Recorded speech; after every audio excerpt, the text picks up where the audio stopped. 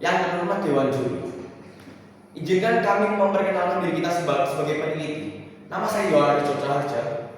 Dengan rekan saya Budi bin Sugarto. Kami adalah murid dari Sekolah SPK SMP Sinjong Surabaya. Pada kesempatan kali ini kita ingin mempresentasikan penelitian kita yang bertema perilaku perlindungan siber remaja Surabaya. Langsung saja kita langsung kepada latar belakang. Bullying adalah bentuk agresi yang berulang, biasanya melibatkan ketimpangan kekuasaan antara pelaku dan korban. Saat ini bullying tidak hanya terjadi di dunia nyata, tetapi juga menambahkan ke ranah digital yang sering dikenal sebagai cyberbullying. Dimensi cyberbullying didasarkan atas kerangka Wheeler dengan 8 dimensi, yaitu flaming, harassment, denigration, impersonation, outing, trickery, exclusion, dan cyberstalking.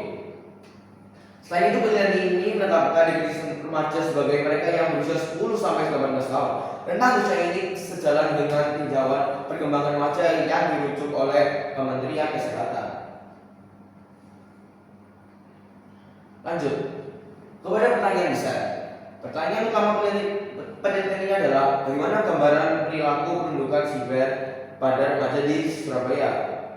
Dari kami tersebut, tujuan penelitian kami adalah untuk memperoleh gambaran deskriptif mengenai perilaku perlindungan cyber pada remaja di Surabaya, khususnya dari perspektif pelaku. Dengan begitu, penelitian ini diharapkan dapat menghasilkan pemaparan yang lebih jelas mengenai bentuk-bentuk perlindungan cyber sesuai dengan dimensi yang dikemukakan oleh Wheeler. Lanjutkan ke bagian metodologi penelitian. Pertama, tentang instrumen.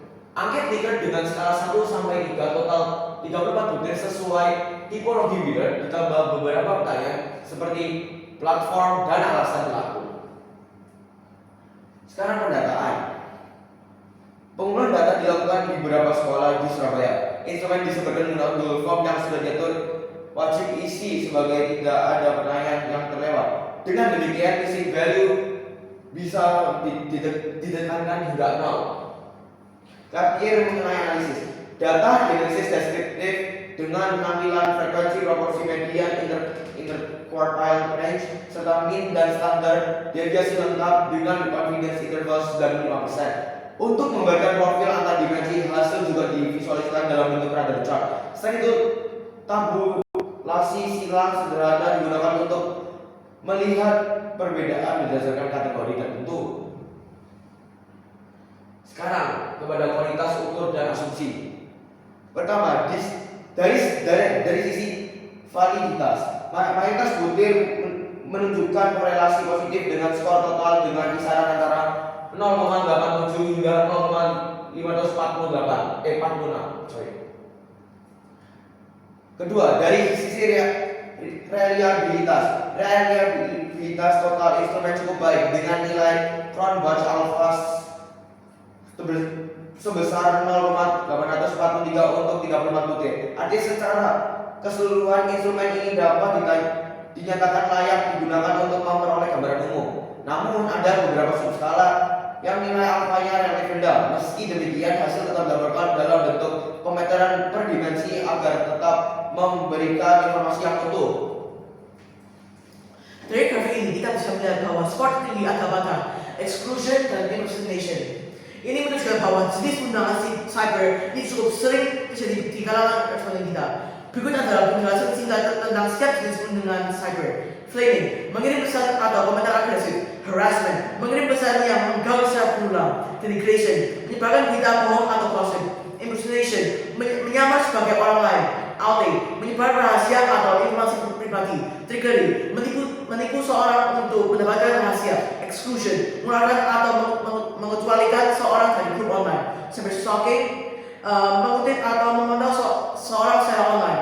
Secara keseluruhan, data ini memberikan gambaran yang jelas tentang bagaimana perlindungan cyber terjadi di kalangan responden kita, serta platform media sosial yang paling sering digunakan. Respon terbanyak adalah SMP Sinjong dengan 81 orang, diikuti oleh SMP Tirtahati dengan 13 orang, SMA Nasional 15 Surabaya dengan 9 orang, dan sekolah-sekolah lainnya Selanjutnya kita akan membahas berapa aktif para responden menggunakan media sosial. Hasilnya menunjukkan bahwa hampir semua responden kita aktif menggunakan media sosial, sebanyak 129 orang menyatakan aktif dan hanya 14 orang menyatakan tidak aktif. Lalu, platform media sosial mana yang mereka sering gunakan? Data menunjukkan bahwa WhatsApp adalah platform yang paling populer digunakan oleh 131 orang. Instagram berada di posisi kedua dengan diikuti oleh TikTok, Line, Twitter, dan Facebook. Atas profil 8 dimensi Wheeler, mayoritas indikator ada di rendah sangat rendah, skala 1 sampai 3. Exclusion 2,06 dan impersonation 2,03. Relatif lebih sering. Contoh, exclusion keluarkan atau apanya di grup WA, impersonation pakai akun orang lain atau akun palsu. Atas dimensi exclusion dan impersonation, cyberbullying ada tetapi sporadis. Exclusion dan impersonation perlu fokus intervensi karena paling relevan dengan kehidupan kelas, kelompok, dan keamanan identitas. Sekarang lanjut ke saran kami berdasarkan hasil.